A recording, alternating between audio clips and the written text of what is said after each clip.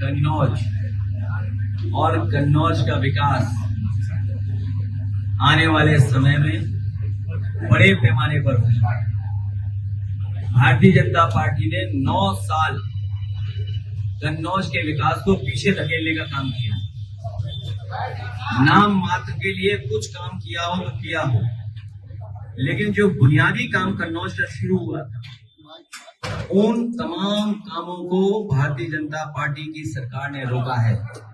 मैं आपके माध्यम से कन्नौज के एक कन्नौज वासी को मैं भरोसा दिलाना चाहता हूं कि जहां उन्होंने मुझे चुन करके उनकी सेवा करने का मौका दिया है, आने वाले समय में समाजवादी सरकार बनकर के देश का ऐतिहासिक विकास कन्नौज में समाजवादी लोग कर करके दिखाएंगे। हम जनता के बीच में लगातार रहेंगे।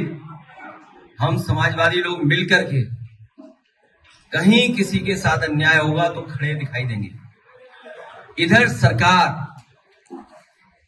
शिक्षा कितनी जरूरी है आम लोगों के लिए, जनजीवन के लिए।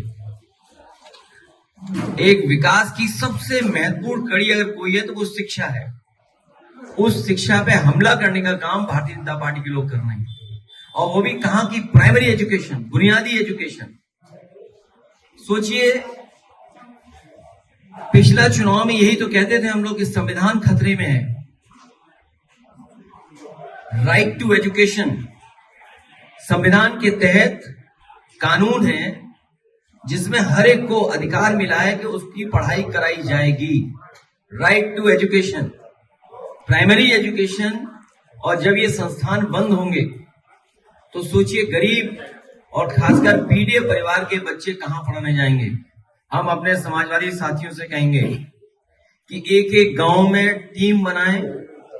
अपने जो पढ़े लिखे नौजवान हैं, पार्टी के समर्थक हैं या रिटायर्ड शिक्षक हैं, मैं उन सबसे निवेदन करूंगा कि पीटीए पाठशाला बना करके उन बच्चों को पढ़ाने का काम करें, उन बच्चों के भविष्य को सुधारने का काम करें। हम लोग बच्चों की पढ़ाई को खत्म नहीं होने देंगे, उनकी पढ़ाई को रुकने नहीं देंगे। हम समाजवादी लोग मिल करके पीटीए पाठशाला चला करके बच्चों की पढ़ाई कराने का काम करेंगे। मैं कोर्ट का धन्यवाद देता हूं, और समाजवादी लोग गांव जाएंगे। अगर ये स्कूल बंद होते हैं तो पढ़ाएंगे, और समाजवादी सरकार बनेगी तो पुनः स्कूल और अच्छे स्कूल बनाए जाएंगे। इनकी सरकार में किसी की सुनवाई नहीं है, इनके अपने लोगों को न्याय नहीं मिल रहा। मुझे डिप्टी सीएम डपटे गए, डपट पड़ी उन्हें। कभी कोई सोच सकता है कि इंस्टीट्यूशन में सबसे बैठे हुए लोग वो क्या कर रहे हैं? अपने विभाग पे ध्यान नहीं दे रहे हैं। कह रहे हैं समाजवादी लोग नमाजवादी लोग हैं। यही तो कहते हैं नमाजवादी लोग हैं। इनके